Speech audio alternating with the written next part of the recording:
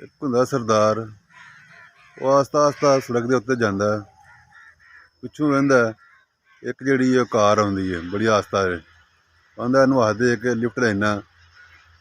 ਉਹ ਸਰਦਾਰ ਵਾਲੀ ਹੱਥ ਦੇ ਦਿੰਦੇ ਨੇ, ਗੱਡੀ ਰੁਕਦੀ ਹੈ, ਸਰਦਾਰ ਵਾਲੀ ਫਰੰਟ ਸੀਟ 'ਤੇ ਬਹਿ ਜਾਂਦੇ ਨੇ ਅਤੇ ਵੇਖਦੇ ਨੇ, ਅਤੇ ਡਰਾਈਵਿੰਗ ਸੀਟ 'ਤੇ ਕੋਈ ਨਹੀਂ ਕੋਈ ਵੀ ਹੁੰਦਾ। ਸਰਦਾਰ ਵਾਰੀ ਬੜੇ ਡਰੇ ਡਰੇ ਸਹਿਮੇ ਸਹਿਮੇ ਬੈਠੇ ਰਹਿੰਦੇ ਨੇ। ਥੋੜ੍ਹੀ ਦੂਰ ਜਾ ਕੇ ਪੈਟਰੋਲ ਪੰਪ ਆਉਂਦਾ ਅਤੇ ਗੱਡੀ ਜਿਹੜੀ ਆ ਪੈਟਰੋਲ ਪੰਪ 'ਤੇ ਜਾ ਕੇ ਅਤੇ ਰੁਕ ਜਾਂਦੀ ਹੈ। ਅਤੇ ਇੱਕ ਬੰਦਾ ਜਿਹੜਾ ਉਹਨੂੰ ਬੜਾ ਸਾਹ ਚੜ੍ਹਿਆ ਹੁੰਦਾ, ਉਹ ਡਰਾਈਵਿੰਗ ਸੀਟ 'ਤੇ ਬਹਿਣ ਲੱਗਦਾ। ਸਰਦਾਰ ਵਾਰੀ ਕਹਿੰਦੇ ਨੇ ਇੱਥੇ ਨਾ ਬਹੀਂ, ਇੱਥੇ ਨਾ ਬਹੀਂ ਕੋਈ ਵੀ, ਇਹ ਜਿੰਨ ਜਿਹੜਾ ਗੱਡੀ ਚਲਾਉਂਦਾ ਪਿਆ। ਉਹ ਬੰਦਾ ਆਂਦਾ ਸਰਦਾਰ ਜੀ ਹੋਸ਼ ਕਰੋ ਕੁਛ, ਇਹ ਜਿੰਨ ਨਹੀਂ ਚਲਾਉਂਦਾ ਪਿਆ, ਮੇਰਾ ਪੈਟਰੋਲ ਖ਼ਤਮ ਹੋ ਗਿਆ ਸੀ ਅਤੇ ਮੈਨੂੰ 2 ਕਿਲੋਮੀਟਰ ਹੋ ਗਏ ਨੇ ਅਤੇ ਕੱਲ੍ਹ ਆ ਕੇ ਜਿਹੜਾ ਨਾ ਮੈਂ ਗੱਡੀ ਲੈ ਕੇ ਆਇਆ ਵਾਂ।